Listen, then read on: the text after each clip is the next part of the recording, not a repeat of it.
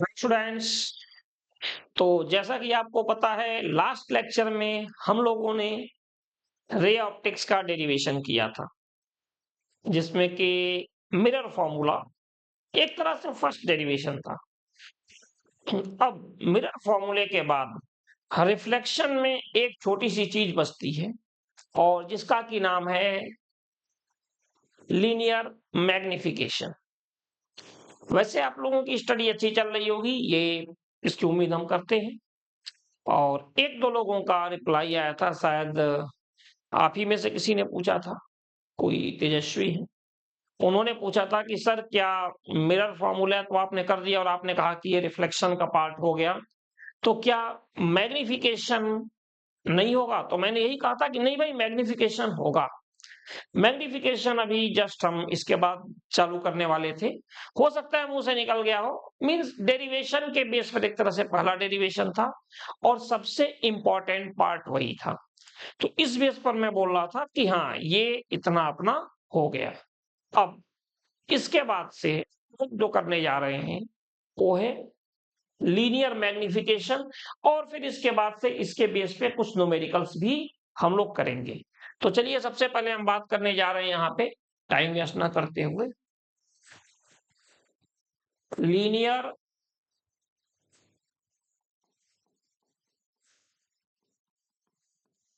Linear magnification. Linear magnification की बात करने जा रहे हैं। लीनियर मैग्निफिकेशन क्या होता है?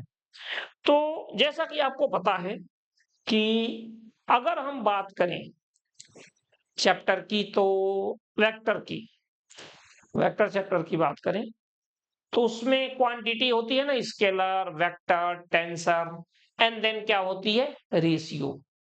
उसी रेशियो क्वांटिटी में ये आता है लीनियर मैग्निफिकेशन, जिसका कि केवल और केवल न्यूमेरिकल वैल्यू होती है। स्केलर, वेक्टर, टेंसर ये तो हो चुका है। रेशियो क्वांटिटी में क्या होता है? Only numerical value. तो ये जो मैं बताने जा रहा हूं आपसे रेशियो क्वांटिटी में, ये उसी की बात हो रही है।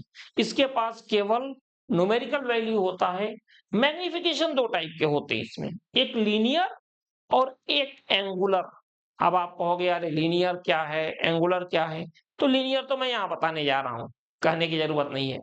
एंगुलर मैग्निफिकेशन की अगर बात की जाए तो एंगुलर मैग्निफिकेशन इसी चैप्टर के जो आपका पार्ट चल रहा है रे ऑप्टिक्स, बिल्कुल लास्ट में आएगा। और माइक्रोस्कोप एंड टेलीस्कोप इस पोर्शन पर आता है एंगुलर मैग्निफिकेशन। तो चलिए यहां पर आते हैं हम, यहां पे लीनियर मैग्निफिकेशन। लीनियर मैग्निफिकेशन को स्मॉल एम से डिनोट करते हैं, और ये जो होता है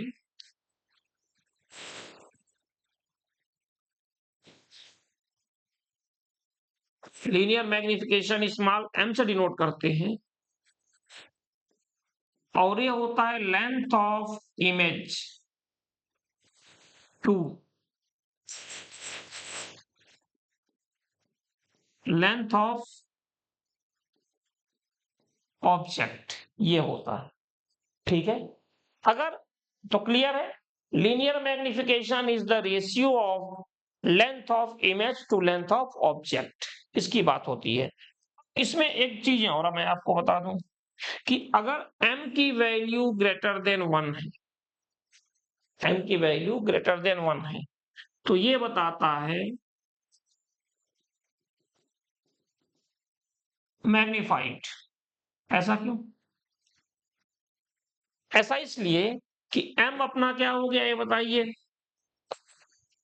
length of image upon length of object. m की value length of image to length of object greater than 1 है, इसको इस तरफ भेज दो, तो इसका मतलब क्या हो जाएगा? इसका मतलब ये हो गया कि length of image is greater than length of object. तो क्लियर है, अगर m की वैल्यू मोर देन 1 है तो मैग्निफाइड इमेज होगा, और अगर कंडीशन क्या हो कि if m is less than 1, इसका मतलब डिमिनिश्ड और क्या होगा, स्मॉलर देन ऑब्जेक्ट। तो क्लियर है, अगर m मोर देन 1 है तो क्या होगा, मैग्निफाइड इमेज फॉर्म होगा, m लेस देन 1 है तो क्या होगा, डिमिनिश्ड। और इसके बाद एक चीज और आती है, वो ये आती है कि अगर m हमारा क्या हो, पॉजिटिव हो तो क्या होगा, और m अगर नेगेटिव हो तो क्या होगा। m अगर पॉजिटिव है तो कंडीशन क्या बनेगी, m अगर नेगेटिव है तो कंडीशन क्या बनेगी। तो अगर m पॉजिटिव है इसका मतलब ये है कि वर्चुअल इमेज फॉर्म हो रही है, और m अगर नेगेटिव है तो इसका मतलब ये है कि real image form.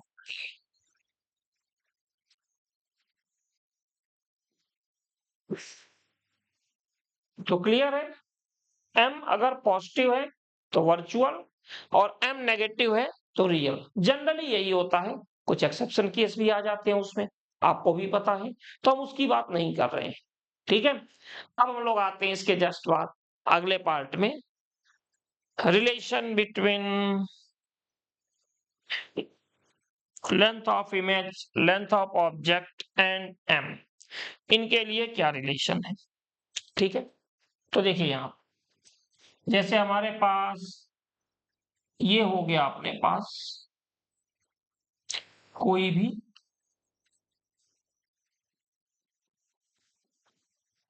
Concave mirror, ये हो गया principal axis P F C। तो हमने क्या किया कि एक ऑब्जेक्ट ले लिया यहां पे, ऑब्जेक्ट है AB। अब AB ऑब्जेक्ट है तो एक रे कैसे जाएगी, parallel to the principal axis, और आफ्टर रिफ्लेक्शन ये फोकस से क्रॉस करेगी। फ्री हैंड बना रहा हूं बेटा, ठीक है, ज्यादा उसमें वो नहीं करके क्या फायदा, कोई मतलब नहीं बनता। ठीक है, सेकेंड रे गई अपनी यहां से कहां पे, पोल पे, और आफ्टर रिफ्लेक्शन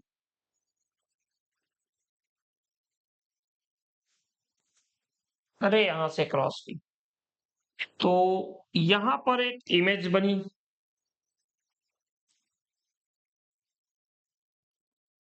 ये इमेज बन गई ए डैश बी डैश, ये है डायरेक्शन ऑफ रे। बेटा एरो जरूर लगा देना, कई बार हम लोग भी भूल जाते हैं, तो आप समझ सकते हो कि अगर हम लोग भूल जाते हैं तो आपके तो भूलना लाजमी है, एग्जाम में इतना प्रेशर होता है कि आदमी भूल जाता है। तो जब भी रे डायग्राम आप ड्रॉ करो हमेशा एरो का यूज किया करो। अब इसके बाद हम आते हैं, जैसा कि आपको पता है कि ये एंगल अगर थीटा है तो ये एंगल भी क्या होगा, थीटा। अब यहां देखिए, हम यहां बात करने जा रहे हैं उसमें इमेज की लेंथ को हम ले लेते हैं, सॉरी ऑब्जेक्ट की ओ मतलब ऑब्जेक्ट की लेंथ, इरेक्ट है सो ये हो जाएगा प्लस। ठीक है, इरेक्ट है इसीलिए प्लस हो जाएगा। और अगर यहां बात करें इमेज की तो ये हो जाएगा आई, इन्वर्टेड है इसीलिए क्या होगा, नेगेटिव। ठीक है, इन्वर्टेड है सो नेगेटिव हो गया। ठीक है, अब इसके बाद से हम आते हैं, जैसा कि मैंने आपको पहले बताया था, डायरेक्शन ऑफ इंसिडेंस रे क्या होता है, always positive, and opposite to the direction of incidence ray always negative.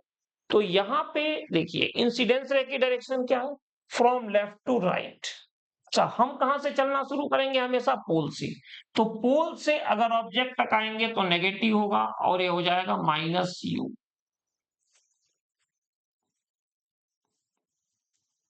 और ये हो जाएगा प्लस भी,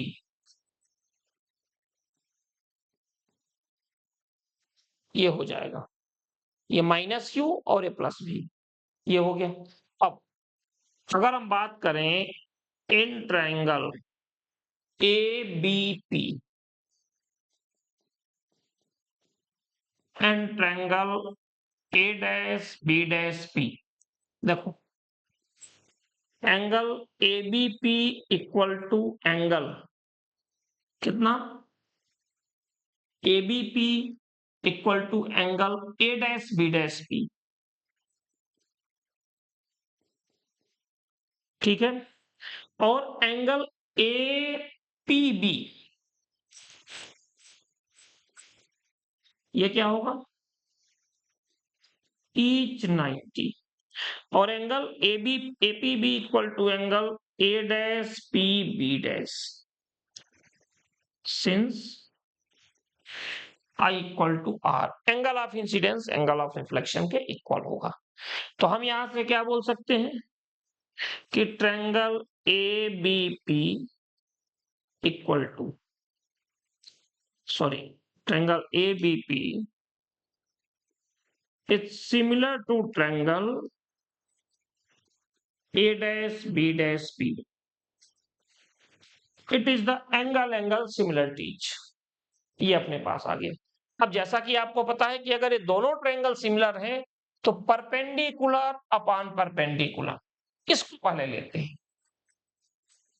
ए dash B dash upon A B, perpendicular upon perpendicular equal to base upon base, यानी कि B dash P upon B P. अब देखिए ए dash B dash कितना है, इन्वर्टेड है, इसीलिए क्या होगा, नेगेटिव, जैसा कि मैंने आपको बताया। तो ये हो जाएगा minus I upon A B क्या है, ओ, ये प्लस होगा, equal to B dash P क्या है बेटा, देखिए बी डैश पी भी, and the BP is the minus U, हो गया। अच्छा ये भी माइनस भी होगा भाई, गलती हो गई, सॉरी, स्टार्टिंग में ध्यान नहीं दिया हम लोगों ने,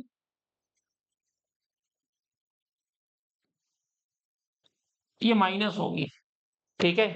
तो minus B upon minus U, तो ये तो कैंसिल होगा लेकिन ये इधर चला जाएगा, तो आई अपॉन ओ इक्वल टू क्या हो गया, माइनस बी अपॉन यू। तो आई अपॉन ओ जो होता है वो क्या होता है, एम, तो M equal to minus B upon U. तो फाइनली हम ये भी लिख सकते हैं कि M equal to minus B upon U equal to I upon O. ये अपने पास फाइनली मैग्निफिकेशन के लिए जो होता है ये हो गया, ये जो भी है वो माइनस में होगा, इसको चेक देख लेना, ठीक है, उसे मैंने प्लस लिख दिया था। तो क्लियर है। अब एक छोटी सी चीज इसमें बच गई, इसको हम लोग करने जा रहे हैं। तो एक काम करो, एक बार थोड़ा सा आप इसको देख लो, एक बार देख लो कि कैसा है क्या है। आई थिंक कोई दिक्कत तो इसमें नहीं होनी चाहिए, मुझे ऐसा लगता है, बट मेरा मानना है कि फिर भी आप एक बार इसको देख लो, ठीक है। चलिए, छोटी छोटी एक दो चीजें बच गई हैं जिनका कि हमें यूज करना है, वो है यहाँ पे relation between U V F and M, इनका रिलेशन हमें देखना है, इसको हम लोग करते हैं। तो चलिए स्टार्ट करते हैं। दो तरीके होंगे, काफी सिंपल है, ऐसा कुछ नहीं है कि मतलब बहुत ज्यादा कुछ इसमें आपको करना है। सबसे पहले since 1 upon V plus 1 upon U equal to क्या होता है, 1 अपॉन एफ, ये जो कि अपना क्या है, मिरर फॉर्मूला। तो यार इतना सोचना नहीं है इसमें, ऐसा नहीं कि बहुत ज्यादा डिफरेंस आएगा कोई चीज, ये जैसा कि होता है। तो अब क्या हो जाएगा यहां से 1 अपॉन भी, इसमें हम क्या कर दें, multiplied by V, both side, दोनों तरफ भी मल्टीप्लाई कर दें, तो v plus v upon u, देखो v upon u equal to v upon f। v upon v cancel हो गया, 1 plus v upon u equal to v upon f। अब देखो ये तो हमें भी पता है, since m equal to minus v upon u, तो v अपान u क्या होगा, माइनस m। तो एक काम करते हैं, इसको 1 माइनस v अपान f कर देते हैं और इसको लिख दें माइनस v अपान u। कोई दिक्कत नहीं, ठीक है। या लगे कि यार ये सर क्या कर रहे हो फालतू में, जो जैसे है वही करो, वही चलो भाई वैसे ही कर लेते हैं, ठीक है। ये क्या हो जाएगा, 1 प्लस v अपान यू क्या होगा, minus M equal to v upon F. बात तो एक ही है भाई, minus v upon U M है तो v अपान यू क्या होगा, माइनस एम। तो अगर हम क्या करें, इसको इस तरफ इनको इस तरफ लेकर चले जाएं तो क्या होगा, 1 minus v upon F equal to M, या फिर m equal to F minus v upon. तो ये हम लोग डायरेक्ट निकाल सकते हैं एम v और f में कोई भी रिलेशन, मतलब काफी इजी, बहुत ज्यादा इसमें कुछ करना नहीं होता है, ठीक है। अब आप कहोगे कि सर ठीक तो है, बात तो आपकी सही है। अब इसके बाद आप हमें बताओ, ये तो हो गया, कोई दिक्कत नहीं है कहीं से भी। आप तो हमें ये बताओ कि u के साथ रिलेशन क्या होगा, तो सर यही कहेंगे कि बेटा क्या दिक्कत है, यहां मल्टीप्लाई किया v का, किया ना यहाँ पे, देखो कि कोई बात नहीं, हमेशा v का ही थोड़े करेंगे, अब इस बार u का कर देते हैं। तो चलिए आते हैं यहाँ पे, क्या है अपने पास, 1 upon B plus 1 upon U equal to 1 upon F multiplied by U both side, दोनों तरफ u का मल्टीप्लाई करते हैं तो क्या हो जाएगा, u upon v plus u upon U equal to u upon F. और फिर वही बात आ गई पुरानी, since m equal to minus v upon Q, यही है ना। तो v अपान यू, तो u अपान v क्या होगा, minus 1 upon m plus 1 equal to कितना, u अपान f। इनको इस तरफ भेज दो, इनको, और इनको वापस इस तरफ बुला लो, तो 1 minus u upon F, 1 minus u upon F equal to 1 upon m। तो क्या हो जाएगा यहां से, f minus U upon F equal to 1 upon m, या फिर m equal to f upon f minus u, it is the m। v u और f का ये रिलेशन होता है, तो ये भी जरूरी था। अब इसके कुछ न्यूमेरिकल्स हैं, तो इसके न्यूमेरिकल्स हम लोग नेक्स्ट लेक्चर में करते हैं। बहुत बड़े लेक्चर नहीं बना रहा हूं, कई लोगों का यह था कि सर बहुत बड़े लेक्चर होते हैं तो हो नहीं पाते, फिर लगता अलग से टाइम निकालना पड़ेगा, छोटे लेक्चर जल्दी जल्दी कर लेंगे। कई लेक्चर हमारे बड़े भी हैं, ठीक है, लेकिन ये थोड़ा सा हम लोग छोटा बनाए हैं, ठीक है। तो चलिए एक काम करते हैं, यू वी एफ और इसके जो न्यूमेरिकल्स हैं इसको हम लोग नेक्स्ट लेक्चर में करते हैं। काफी अच्छा है, बहुत ज्यादा कुछ नहीं है। तो नेक्स्ट लेक्चर में इसका कुछ न्यूमेरिकल्स करेंगे और फिर रिफ्रैक्शन आपका हम स्टार्ट करेंगे। थोड़ा सा डिले हो रहा है, बीच में संडे हो गया था, आंखों पर इफेक्ट आ गया था मेरे, जिसकी वजह से आप देख रहे हो चश्मा लगाना पड़ा, ठीक है, और ब्लू रे वाला और वो सब चीजें, आंखें ड्राई हो रही थी, तो थोड़ा सा जरूरी था ये सारी चीजें, ठीक है। तो चलिए फिर, अगर अभी तक आपने चैनल को सब्सक्राइब नहीं किया है तो सब्सक्राइब कर दें, लाइक करें, कमेंट जरूर करें, कमेंट्स आप लोगों के बहुत कम आते हैं, तो ताकि हमें भी चीजें पता चलती रहे। व्हाट्सएप पे भी भेज देते हो आप लोग, यूट्यूब पर भी कर दें, उनका एल्गोरिथम होता है, तो ये भी एक सपोर्ट हमें मिलता है। तो चलिए फिर मिलते हैं नेक्स्ट लेक्चर में, ठीक है, थैंक यू।